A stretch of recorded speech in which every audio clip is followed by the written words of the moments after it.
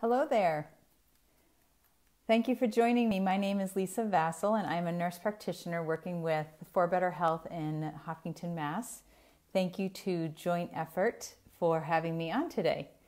So when they reached out and asked if I would do a little talk, I thought, well, what would the listeners potentially want to hear about? And anything but COVID. I thought it might be nice for us to have the ability to share what functional medicine is, because some of you may or may not know, and also to share a little bit about the difference between how we might approach the top 5 chronic conditions or health conditions in the U.S. And so let's get started. And hello to those of you that are joining in and all the little comments. Thank you. So I just wanted to start with, again, who I am. So my name is Lisa Vasile, and I'm a functional medicine nurse practitioner. So what is functional medicine? Functional medicine is getting to the root cause of why somebody's body is out of balance or in dis-ease. We don't usually call it a disease. We say the body's in dis-ease. And so typically that comes from a body balance issue. There's something out of balance, or there is, hi Giovanna, or there is something more burdening the body. And so we look to see what is the root cause of what that might be.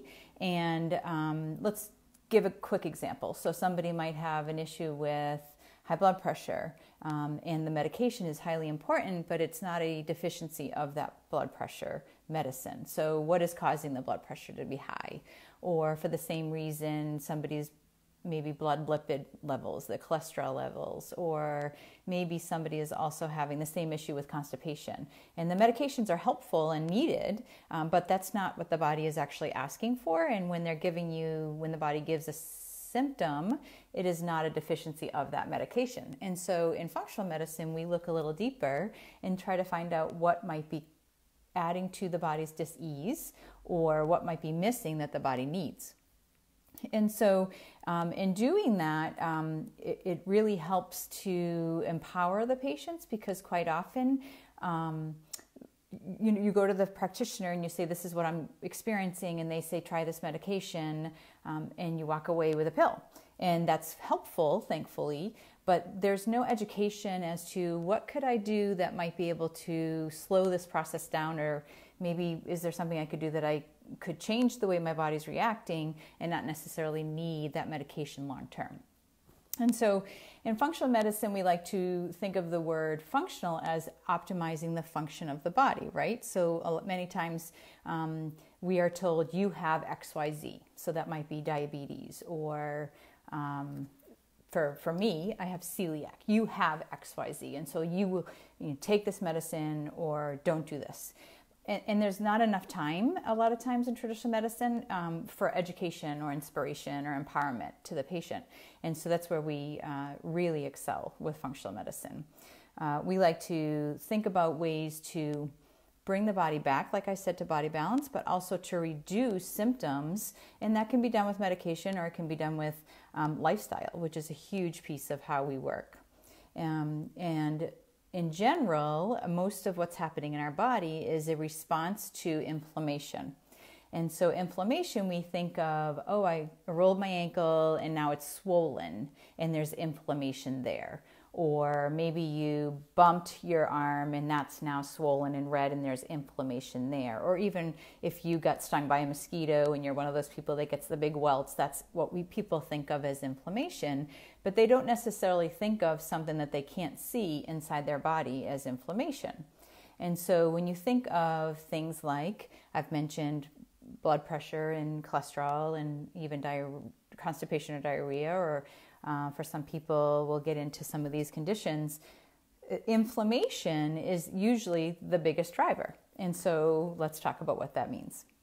And so first, let's talk about the top 5 health conditions in the U.S., those health concerns that are driving many, many people to either miss out on fun or have high concerns, anxiety, worry, because of what they're experiencing or what they've been diagnosed with. And then also let's talk about what those statistics look like, because I think some of us know, most of us know somebody that has XYZ, like I said, high blood pressure, or high cholesterol, or diabetes. But maybe we don't know the actual level of how much that, what that looks like as far as statistic. And so I want to quickly go over some of those statistics. The first one would be cardiovascular disease. That's the #1 health condition in the U.S. 1.6 million adults over age 20, yes, 20, are living with heart disease. Isn't that terrible? 1 in 3 people will die yearly from this, and it encompasses those who have high blood pressure, high cholesterol, and heart attacks. But weirdly, it does not encompass in the statistics that are typically written up strokes. And really, strokes are a secondary for a lot of times. Sometimes it's more blood clot related, but other times it's because of cardiovascular disease, is another 780,000 people. So all combined, that's about 18 million people yearly who are dying from heart disease. And this is an inflammatory disease. So let's talk about that as we go along. Many people don't really think about cardiovascular disease as encompassing blood pressure or hypertension is what it's called. But that's also one of the biggest drivers, and that's 103 people in the United States that are living with high blood pressure. That's nearly half of the US population. Sadly, though, only half of those are actually optimally treated so that their blood pressure is in the range that is not going to cause an inflammation process in the body leading to some of these other conditions. And that would be a blood pressure of under 130 and under 80. So the top number under 130 and the bottom number under 80. And so sadly over time, that pressure, that push, that pressure of the blood going too quickly and too much through the body, the vascular system and some of the organs are affected by that. And that's what we call inflammation. The second one is diabetes, or the sugar, if you're from Massachusetts. We got the sugar. This statistic is one of the most concerning because it's raising drastically. Like every 5 years, it keeps huge jumps. So in 2015, 26 million Americans were diagnosed, but in 2020, that 26 million jumped to 34 million. And then those that were not diagnosed, in other words, they hadn't had blood testing done to even have the diagnosis, went from 9.5 million up to 11. And here's the trick, the big one. The pre-diabetics, those people that were diabetic, but their numbers aren't normal, but they're not considered diabetic yet. So we call those pre-diabetic. In our world, we call them insulin resistant or not able to use the insulin. But also, without education, inspiration, empowerment, like I talked about, people are going to just basically become diabetic, right? And all of a sudden I have. And that pre-diabetes is a huge piece where we can reverse that inflammation, change lifestyle, and really stop that from actually happening. You can reverse it for sure. And that statistic went from 90 million 5 years ago, and now it's up to almost 100 million Americans that are pre-diabetic. So huge, 140 million people, 3% of this stat is under age 20 that are walking around with a condition that is leading to heart disease, stroke, kidney failure, eye failure, losing limbs, etc. And so diabetes, as you know, is a condition where someone's blood sugar is elevated and chronically elevated. The insulin is not coming from the pancreas, or it's not working well with the blood sugar to get it out. That becomes inflammatory. And what people don't know, one of the statistics down the road, the next statistic is dementia. And so dementia is 5.7 million people in the U.S. And sadly, this statistic is rising just almost as quickly if you look at percentages. And so by 2030, which is only 10 years from now, that statistic is going to go from about 10 to about 70 million people. And what they're calling dementia now is type 3 diabetes. So many people don't know how inflammatory having elevated blood sugar is, and what we're eating every day may be causing some of these other chronic conditions, of course, inflaming the body. And so the other piece with diabetes is that it also increases the risk of, the info sounds good, but I can't get the sound loud enough. Oh no. Is everybody else having trouble hearing me? Give me a thumbs up if you can hear me.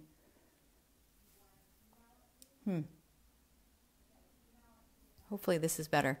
As far as the diabetes also leads to an elevated in triglycerides. So people think of a triglyceride as a cholesterol, but it's also, unfortunately, this is a blood sugar test in our eyes. If you can get those numbers down quite a bit with some of the lipid lowering or cholesterol lowering statins, medications, but many times that doesn't necessarily affect the triglycerides because you have to change your lifestyle, you have to change your diet in order to get the liver to process the triglycerides properly. So we look at that as a blood sugar marker.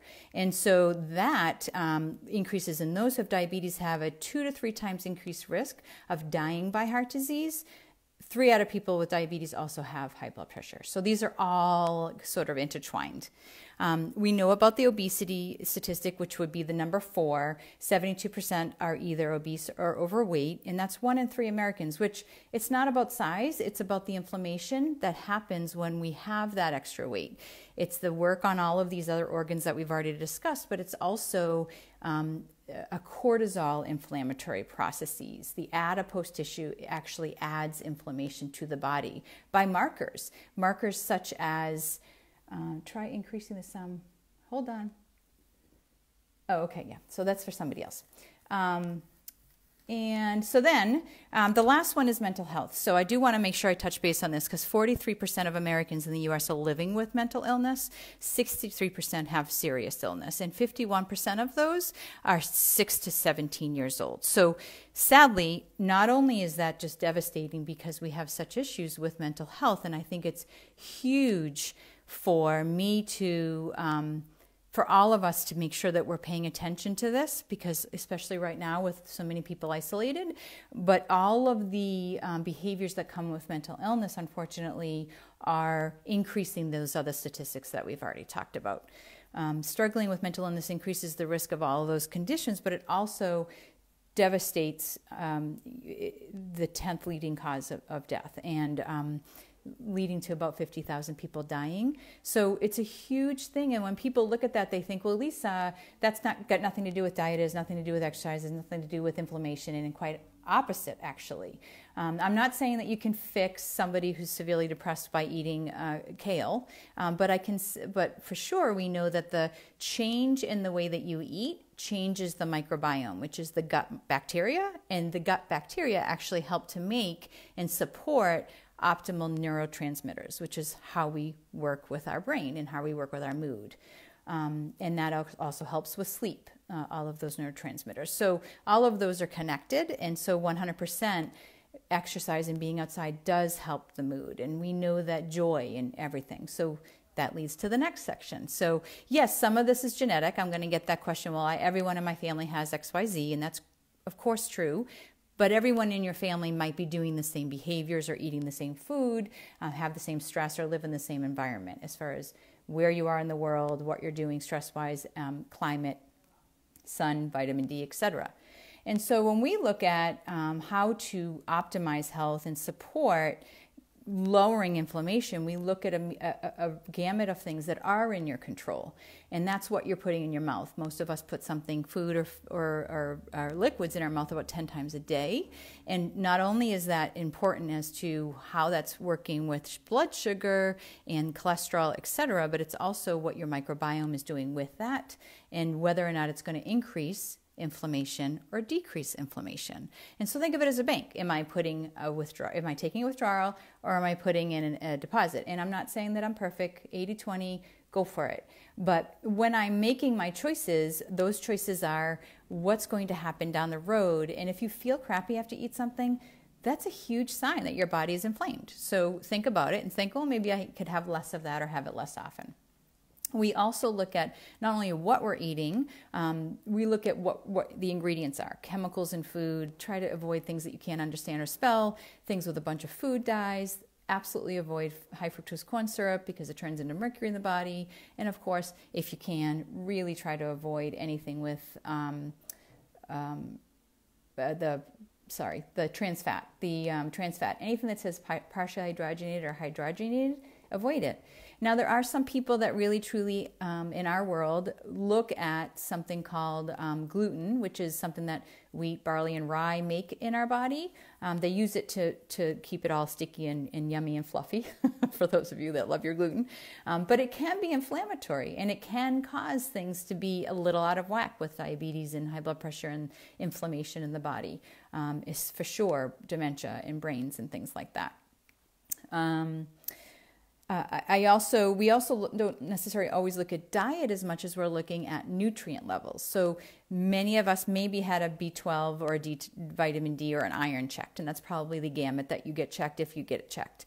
But what we're not looking at when you're getting your lab results, we beg you to look at your results and see where you are in the reference range. So if the reference range for D is 30 to 100 and you're 30, that's like a D minus. So if you are checking an iron, we recommend checking a ferritin level, which is the iron stores, because that's actually how you're going to utilize that iron.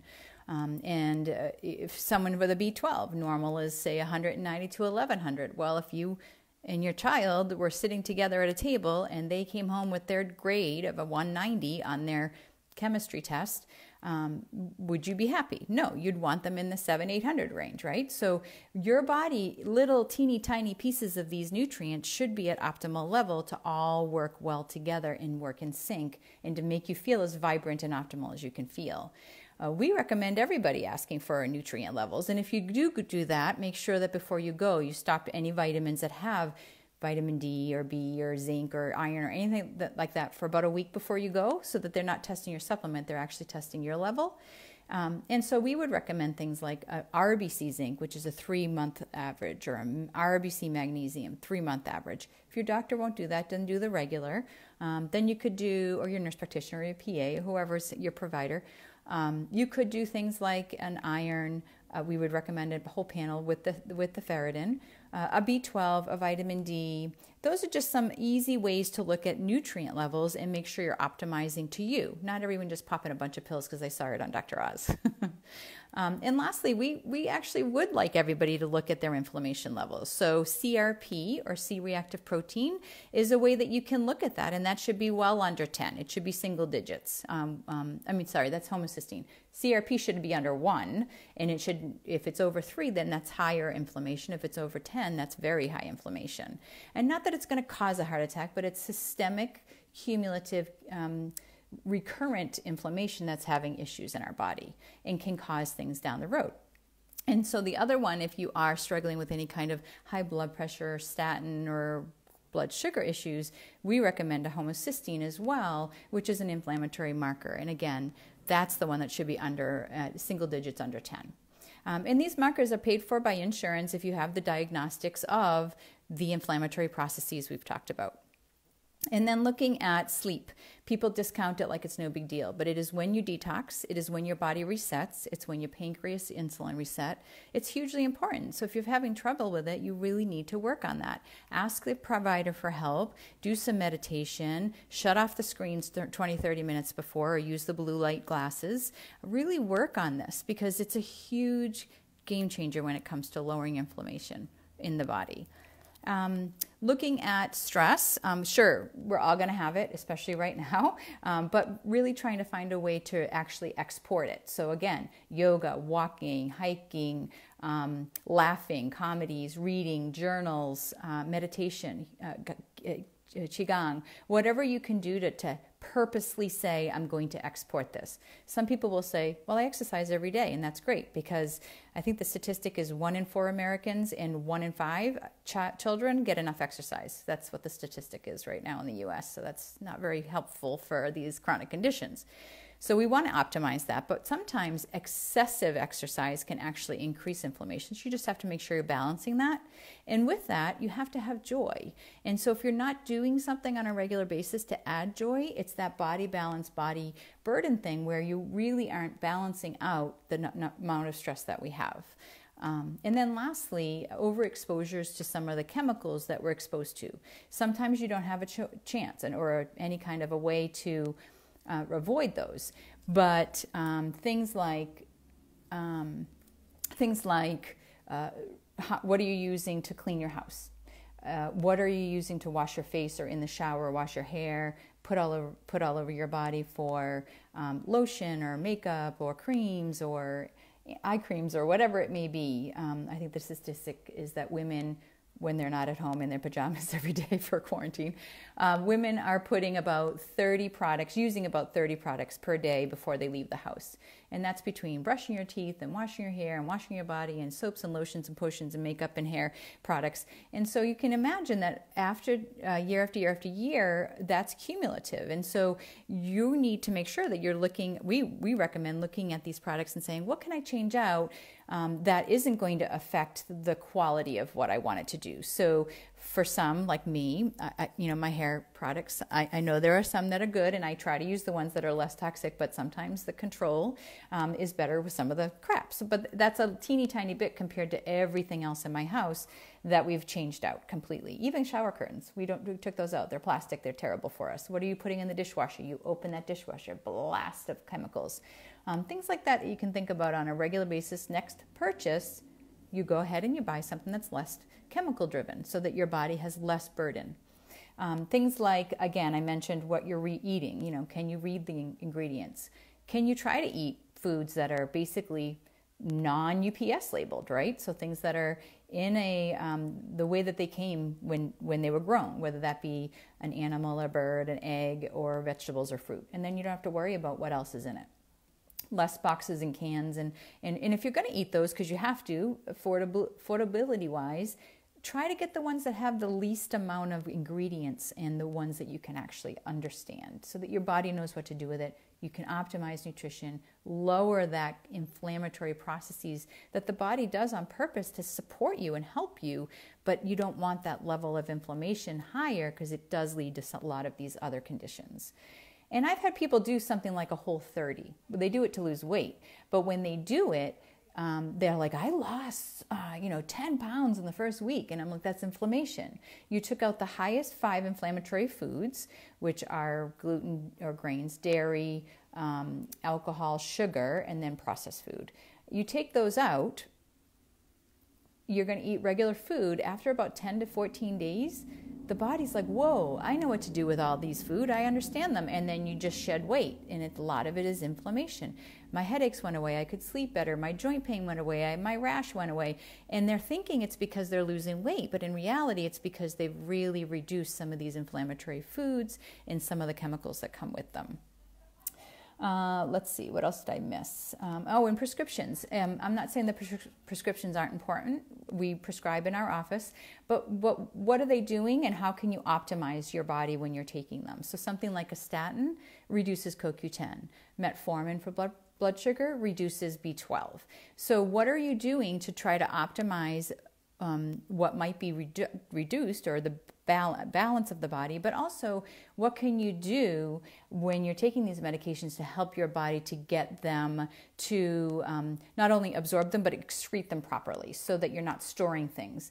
And also looking at the ingredients, right? So some prescriptions are just like, oh, just take a prescription. But I have patients that say when the insurance changed it to this other one, I had issues. And then I'll look it up and it has a food dye or a chemical in it that their body just can't handle. So pay attention to that. And that brings me to the over-the-counter things. People don't even think about over-the-counter as prescriptions. They think that they're just, well, it's over-the-counter. It's easy. It's free. It's not going to do anything.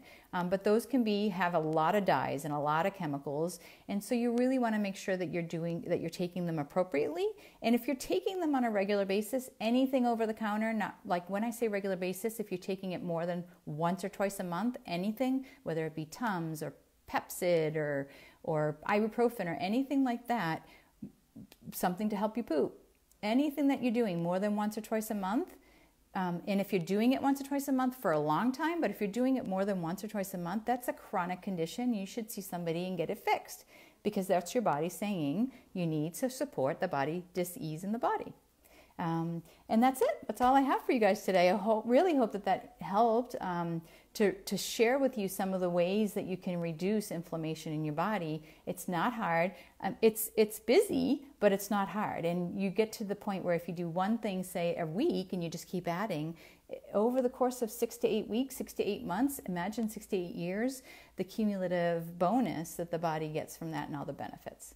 So thank you so much for having me. Thank you for listening, and I don't see any questions, but feel free to post them below.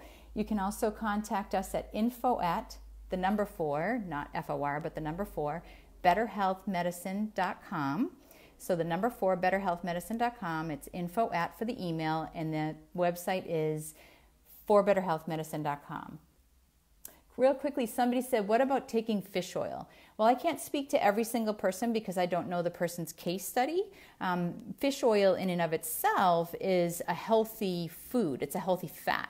So certainly eating fish, right, especially the low mercury fish like salmon, which is high fat, high good fat, but also really good healthy omegas, would be great. Now, if you're not I don't like fish, then you could take a fish oil. You just want to make sure that the company is proven to not have, to be testing for negative mercury, but you also have to make sure that you're talking with your provider, because sometimes that can actually shift the way that your blood clotting works. So you just have to be careful. It's not for everybody. All right. Thank you so much. I really appreciate it. You guys have a great day.